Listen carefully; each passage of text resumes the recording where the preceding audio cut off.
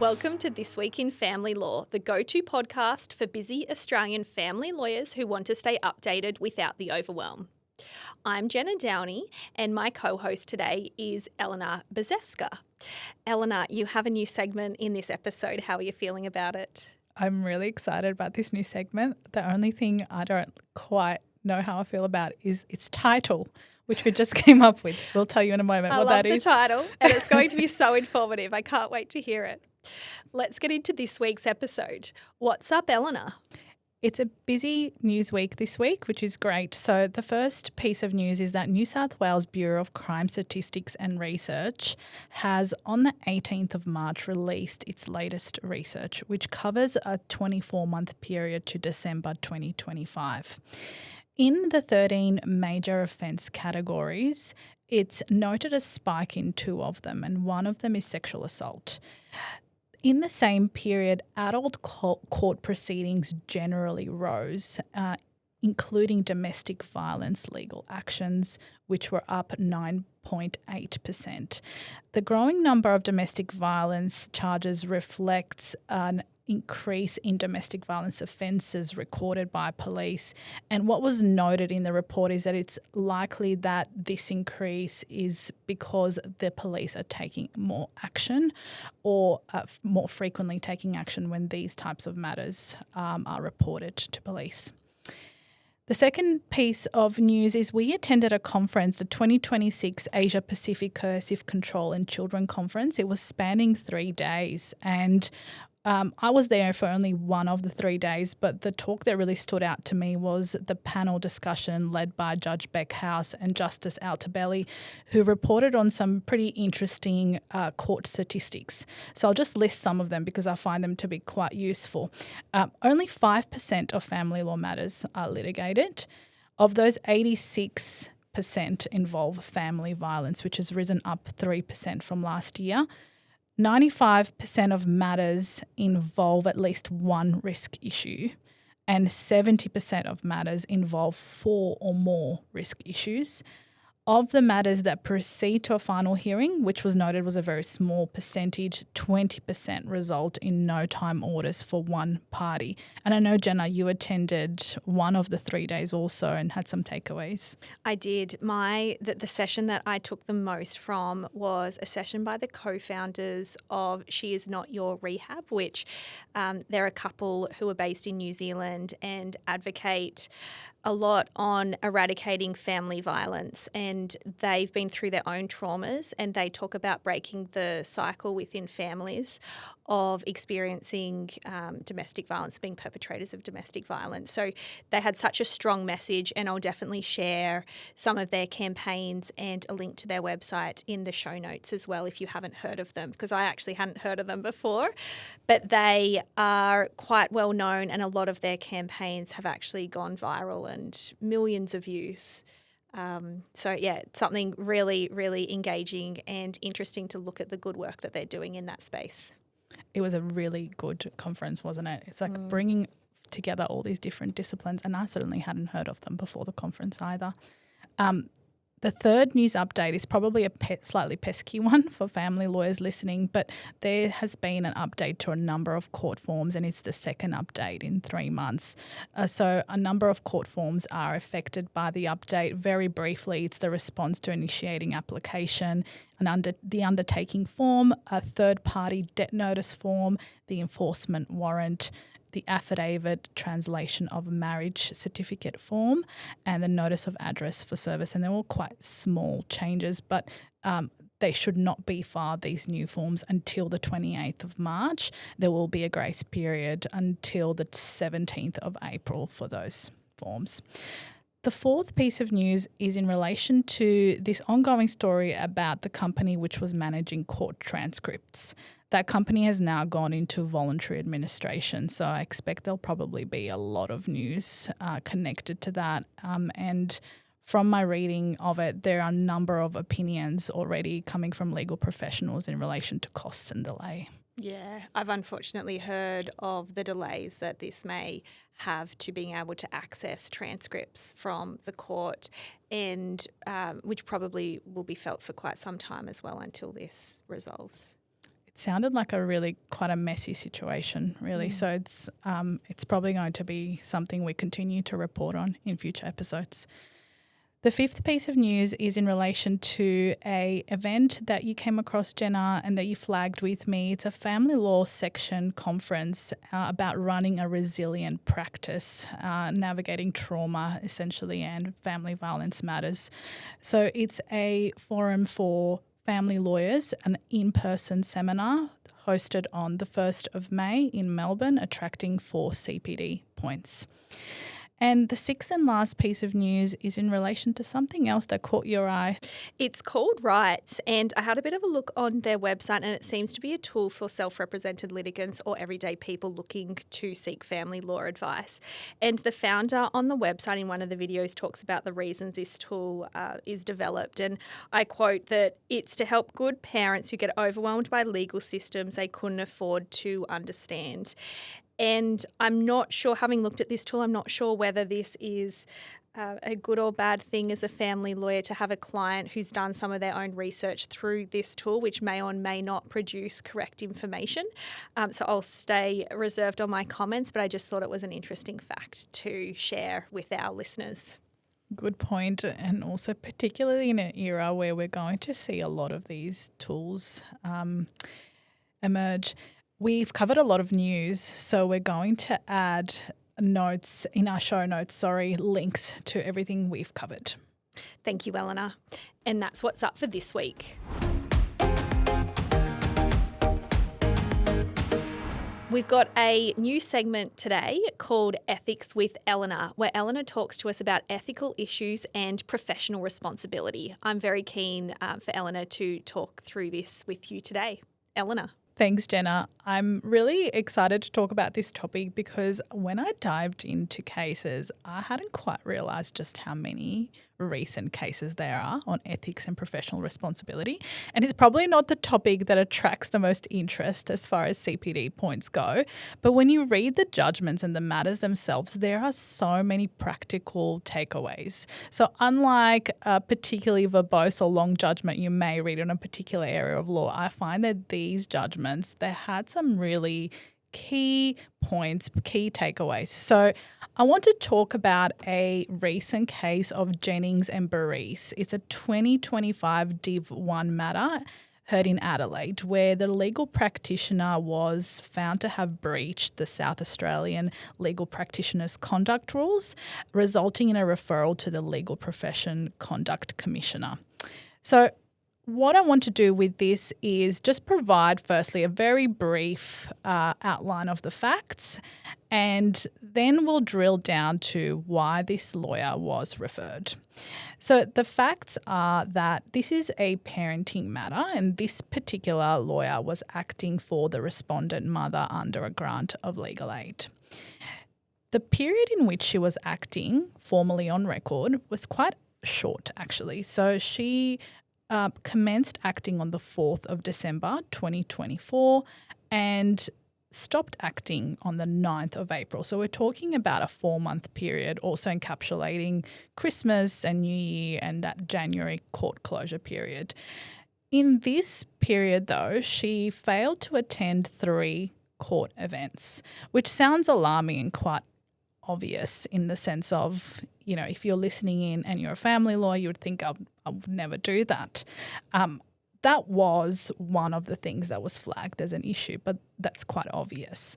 But other issues that were flagged, I found that each of them I've seen happen in practice. So let's drill down to what they are. The first issue that was flagged was the finding that this particular lawyer did not prepare the court documents that were filed in the matter. And it was indeed the mother, the respondent in the proceedings, who had filed the material herself and certainly prepared it herself. So I've seen this in practice quite a lot when lawyers, for the sake of minimising their client's costs, will send to their client a brief outline of what to do and essentially leave their clients to pull together in dot point format a court document. Yeah, so I'm guessing the solicitor was on the record at the time of filing, but the material had come essentially from her client. Yes. And she hadn't reviewed it? Yes. Okay. She hadn't reviewed it. And the thing that made it, I guess, particularly obvious that this had happened was because she missed 3 court events.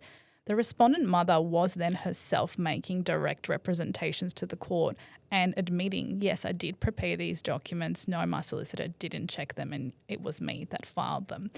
But in practice, I have seen quite a lot of instances, and certainly speaking to other colleagues, this is common practice, particularly for clients who want to minimise their costs, to give the client an opportunity to pull together some material that's a helpful start for the many forms that have to be completed. Did you find that also happened in practice in your old firm or in with other colleagues that you've spoken with? I feel like clients would often volunteer their services to be able to draft a letter or to draft documents.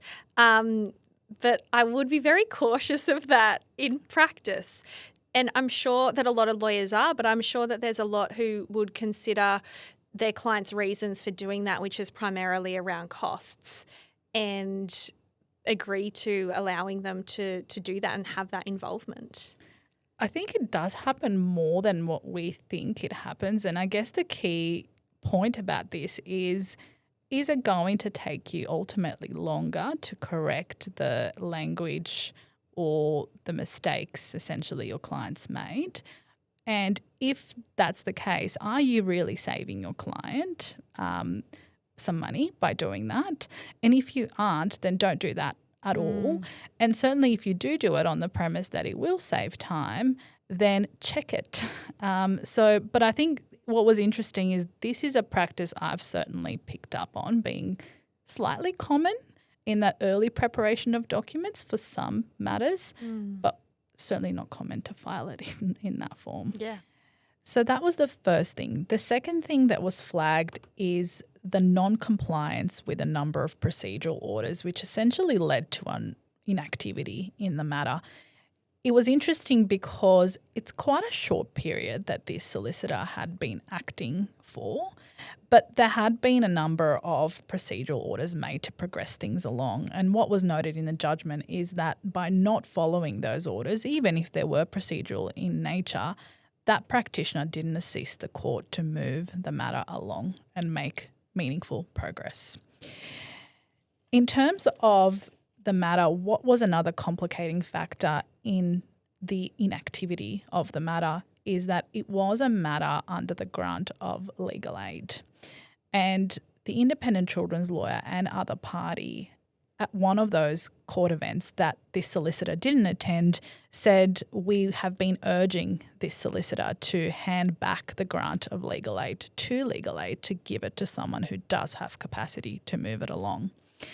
And in terms of the procedural orders themselves, one of them was simply to file a notice of address for service, which was filed. It was filed late and it was filed without a signature. So I think filing without a signature or filing documents that are probably not in the state to be filed is something that we've all seen in practice as well. Result of rushing, just poor method of checking, not having that second pair of eyes and being strapped for time, really. Have you ever had an experience where you've just gone, I wish I had another couple of hours on this? Oh, I think with every court document that I filed, probably. But something like a notice of address for service, it's quite a simple document, so you would think that could be complied with. But it does seem like it was a culmination of these smaller issues that was criticised by the court in the judgment. That's exactly right. So I think there was absolutely mentioned that it's a number of issues that have come together. It's not one. And one of the more significant issues that was flagged is the issue of sending inappropriate communication to chambers. So I want to read out to you what this practitioner sent the eve before a procedural date was set and just invite your feedback on it. So I'll read it out. Here we go. It said, Dear Associate to the Honourable Justice Carey, I apologise for my late notice, but it's unlikely that I'll be available for tomorrow's hearing. I've not been working effectively for the past week as my father fell ill unexpectedly and I'm currently spending most of my time at the hospital. I cannot apologise enough for my current incapacity and would ask, if possible, if tomorrow's hearing could be moved to a date later in April.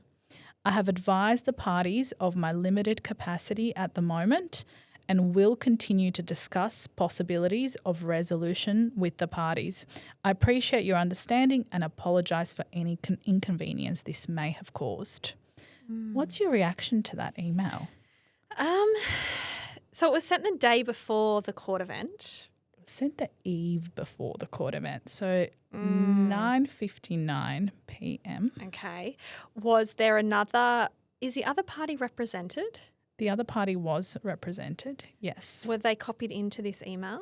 It's not made clear from the judgment whether they were copied, but that's a very good point that is raised in the judgment, which is if you are going to send communication that late before an appearance, how much time have you effectively given the other party to seek instructions and represent those to the court? And likewise, how much time have you given the court, who also has a docket they start the next morning, to consider what you've written? Yeah, it's tough. Like, I almost feel for this person in the email as to what the situation is and why she's obviously asking for the court date to be adjourned for a later date. I'm interested to hear the court's findings, though, as to why this particular communication was inappropriate. I also felt bad for the solicitor reading it because outwardly there is nothing inappropriate that absolutely sticks out when you read the email. It sounds quite courteous, it's politely written, it seeks to ask for something to happen in a way that tries to explain the reason why. But there's a few important points made about the email. The first is the timing, as we've touched on. So in paragraph 28 of this judgment, Justice Carey makes a really good point about the expectation of this industry to respond to, read, process emails at all times. And I want to read that paragraph. It says, importantly, the custom of sending emails and electronically filing and serving documents at all hours of the early morning and or night is one that ought to be reconsidered by the profession more broadly, but particularly in this jurisdiction where it seems to have become a habit. This is because the legal profession and importantly the court, other than in circumstances of genuine urgency, is not a 24/7 service industry.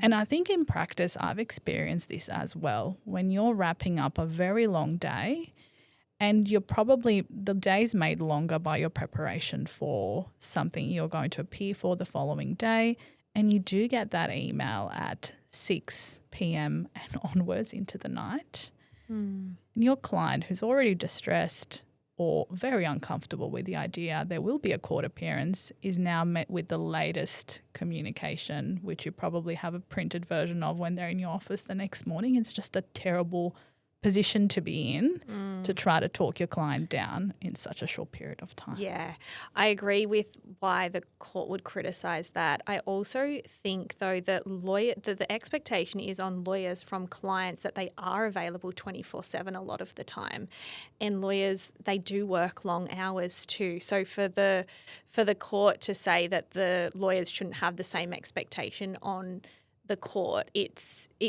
I guess it's difficult for some family lawyers to hear, but at the same time I also appreciate that it can't be going on for, you can't send a communication the night before and then expect a response when everyone has the expectation that they're going to be at court the next day. One thing that happened as well is this solicitor didn't receive a response from the court. But regardless, she failed to appear the following day. So that's another point of criticism. Okay. Yeah. You know, if you don't receive a response, take that to be a grant of your request to the court.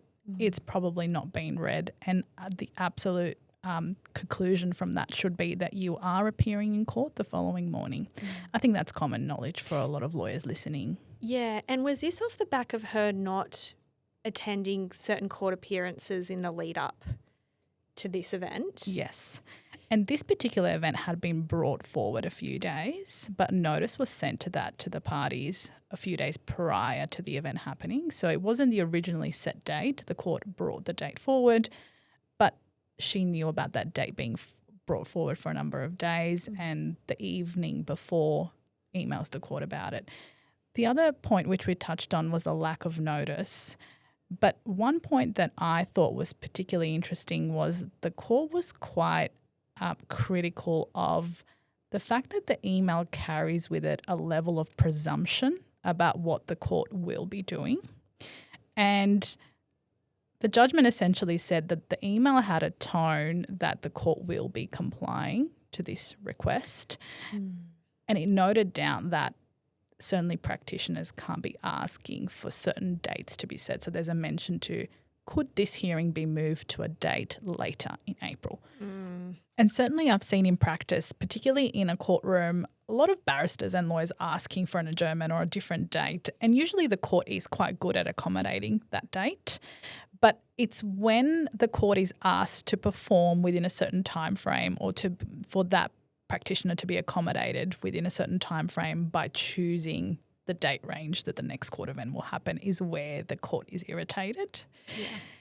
And the other thing that was mentioned in this judgment is a rule about formality before the court, and it's Rule 18. A legal practitioner must not, in the presence of any of the parties or practitioners, deal with a court in terms of informal, personal familiarity, which may reasonably give the appearance that the practitioner has special favour with the court. Yeah, okay. I can see where that comes from though, because you don't want people to suggest that this solicitor's essentially got what they've asked for. Yes. Because how would that make the other party feel? Yes. And reading the email, there is a tone that the solicitor is expecting the court to make this, to give another date, to excuse her appearance, and therefore that level of informality, the tone of informality is implicit. There are a series of other rules that are mentioned, and I want to also state them. They are the equivalent for this. So they are the South Australian Legal Practitioners Conduct Rules. Every state will have different rule numberings, but the concepts are overlapping across different states. The first is a paramount duty to the court and administration of justice, which is one that we come across quite often. It simply says a legal practitioner's duty is to the court and to the administration of justice and prevails to the extent of any inconsistency with another duty. So in this instance, a family duty or any other type of duty. And speaking of the family duty, one thing that was criticised was that this solicitor didn't quite make it clear in their email exactly why they couldn't appear via online link, despite saying what her family situation was. I see, yeah. I suspect she probably would have received a bit more leniency had it not been for the combination of factors we've discussed. Another rule that was referenced is a number of fundamental ethics rules. One is to act in the best interest of a client in a manner in which the practitioner represents that client, to be honest and courteous in all dealings in the course of legal practice, and to deliver legal services competently, diligently, and as promptly as reasonably possible. And again, leaning into the fact that there hasn't been enough activity or progress in the matter. There are a lot of practical takeaways for lawyers in these cases. In this particular case, it is about being aware that what could feel like a small action when combined together could lead to something quite serious and a large consequence for someone, not only the client but the lawyer handling that matter. So what our hope is for this segment moving forward is to bring you a practical new case each week to discuss. Thank you, Elena. That was incredibly valuable. I got a lot out of that ethics topic, and I'm sure that our listeners did as well. We've loved being in your ears this week. Please like, subscribe and share this episode to help this podcast get in front of more people. If you have any questions, please reach out to us at familylawpodcast@leap.com.au. You can also reach us on YouTube, Instagram and TikTok. Stay tuned for next week's episode. New episode drops every Monday.